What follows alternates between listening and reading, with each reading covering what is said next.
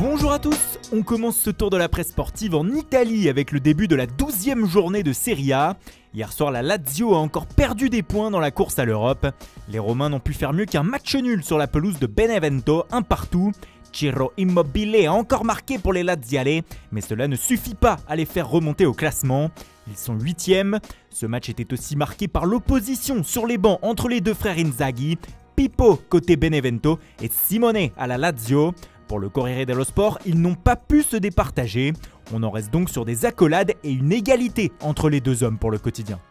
On file en Espagne désormais avec hier un match avancé de la 19e journée de Liga entre le Real Madrid et Bilbao.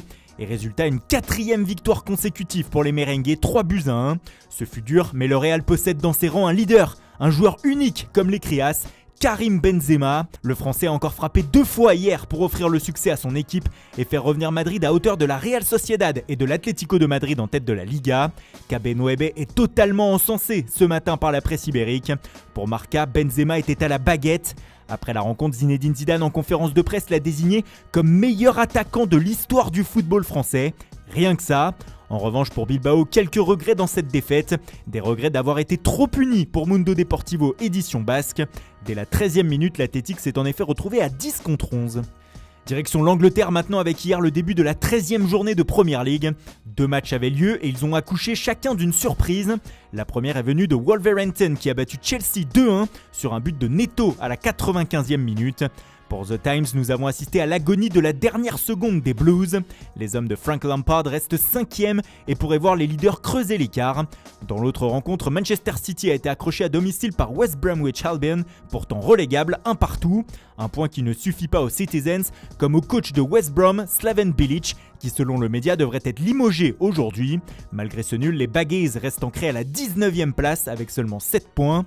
Pour le Daily Telegraph, Manchester City a le blues et reste à 5 points de Tottenham le leader.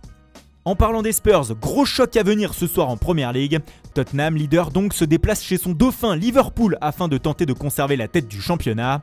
Et avant cette rencontre, vous pouviez compter sur José Mourinho pour allumer la mèche et faire polémique.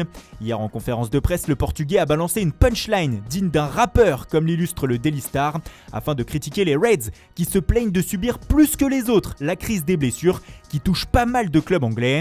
Pour Mourinho, comme le rapporte The Guardian, toutes les formations sont touchées par ce phénomène et pas que Liverpool.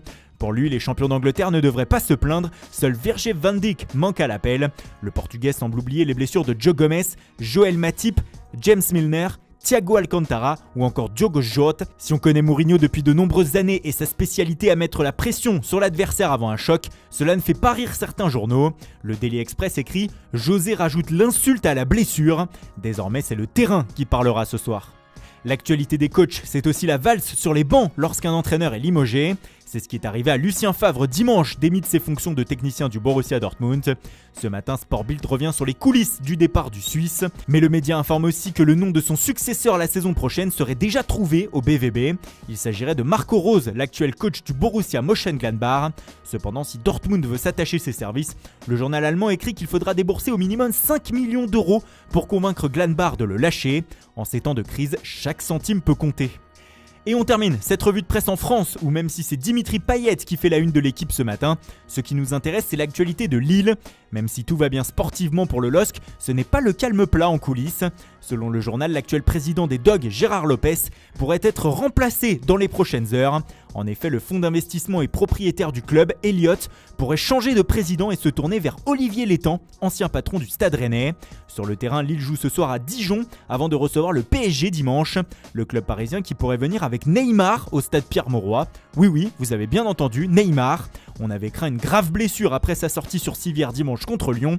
Et bien finalement, il n'en est rien pour le Brésilien qui pourrait être disponible dès ce week-end selon le Parisien. Beaucoup de bruit et de pleurs pour rien finalement. Voilà, c'est tout pour aujourd'hui. Merci pour votre fidélité. Bonne journée à tous et rendez-vous dès demain matin pour une nouvelle revue de presse.